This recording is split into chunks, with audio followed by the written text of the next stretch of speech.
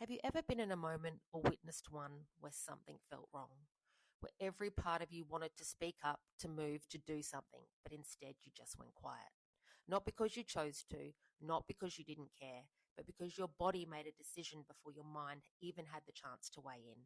You made yourself small, eyes down, no reaction, barely breathing. And afterwards, maybe you'd ask yourself, why didn't I say something? Why didn't I just move? Why did I just sit there? Well, I want to tell you why. Because it wasn't weakness, it wasn't compliance, and it wasn't you being okay with what was happening. It was your nervous system doing something ancient, automatic, and extraordinarily intelligent. It was the freeze response.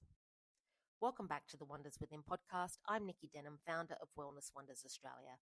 And today we're talking about the freeze response, what it is, why it happens, and why understanding it might be the most compassionate thing you ever do for yourself. Now, before I begin, I want to offer a gentle warning for today's episode. What I'm about to share includes references to domestic violence and physical abuse. So please be gentle with yourself as you listen and pause if you need to. And if this touches something close to home, support is available, and I have included the details for 1-800-RESPECT in the show notes. And please know you do not have to be ready to leave to reach out. Let's get into it. Now, I want to tell you about a relationship that I've never spoken about with any detail until now. My second marriage. Now, when it began, I felt like I had finally arrived somewhere safe. He was warm, magnetic, and the kind of person who could walk into any room and own it. Big laugh, bigger personality, and the kind of presence that you just gravitated towards. And I'd spent so long feeling unsafe that I mistook that feeling for home. And this is how it starts sometimes, not with a red flag, but with relief. And then slowly and then all at once, everything changed. The first thing I noticed was how careful I became. In public, I stopped looking up, I kept my eyes down, and I made myself small and invisible. And at first, I didn't understand why. I just knew certain moments had consequences, and my body was learning the rules before my mind even knew that there were rules.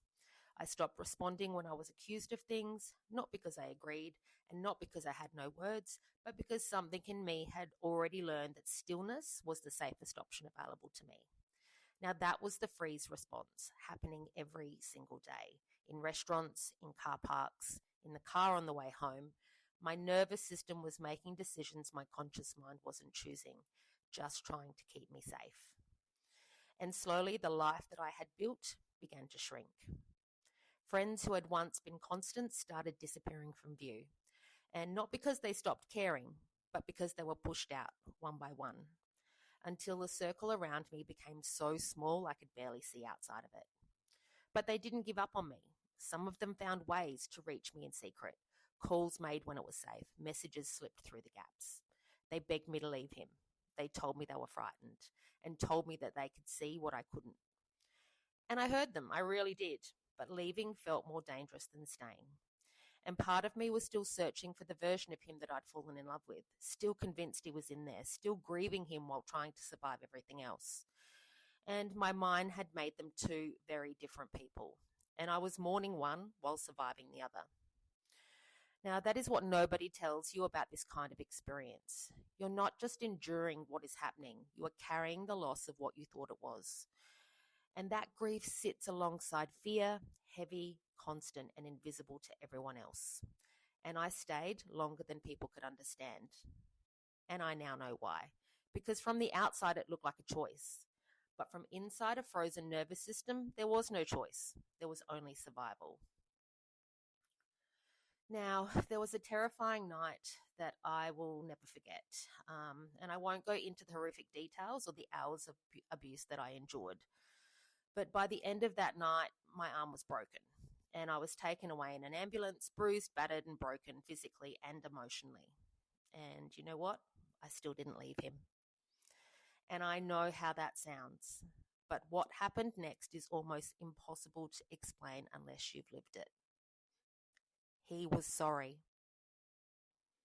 And in that sorry, the man I had fallen in love with came back, warm, remorseful and tender. And he held me while I cried about what the other version of him had done to me. And my nervous system, exhausted, frozen, and desperate for safety, reached for that version again. So I stayed, still believing the version I loved was the real one, still convinced the other version wasn't him, but it was, and I just couldn't see it yet. Then came the night my children saw something they never should have had to see. And up until then, everything had happened in private. But the moment that they witnessed it, something in me finally moved. Not with rage, definitely not with a plan, but just a quiet and absolute knowing that this ends now. And I fled the state, bruised, shaken, and more frightened than I had words for. And those friends, the ones that had slowly been pushed away, the ones who had begged me in secret to leave, they're the ones that brought me home. I had no money, no phone, no bank cards. Everything had been taken or controlled, but they found a way. And when I was finally safe again, all I did was cry constantly, not just for what had happened, but for what I had believed, because that is the grief nobody prepares you for. Leaving can feel like loss, like mourning someone you truly loved, even if that version never fully existed.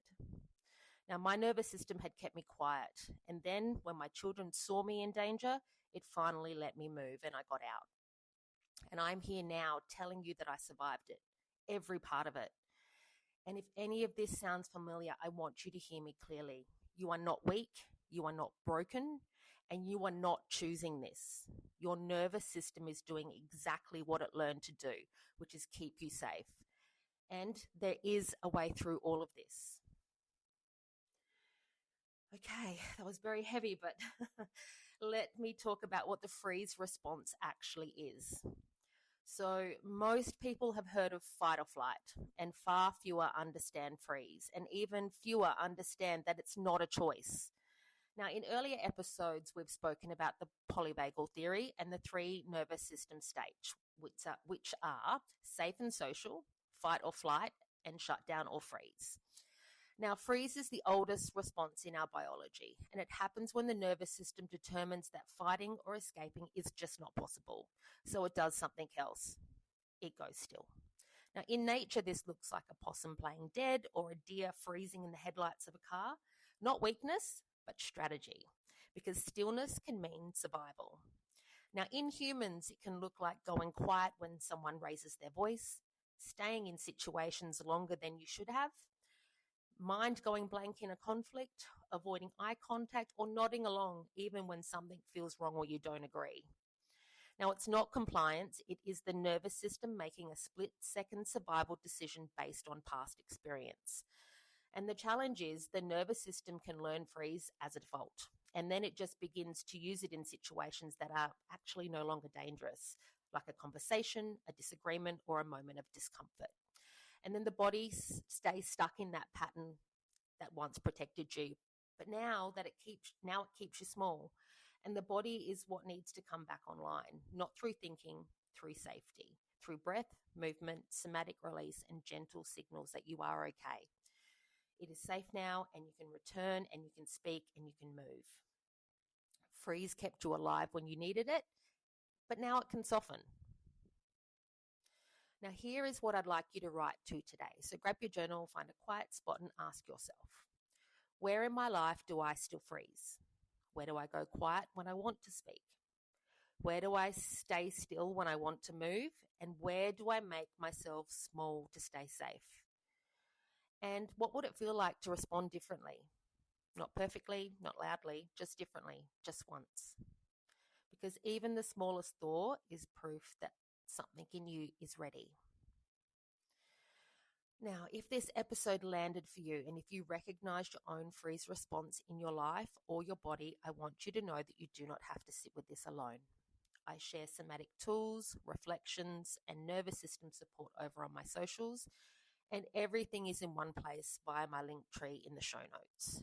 But before I go, I wanted to speak directly to anyone who is still in it, not in the past, but right now.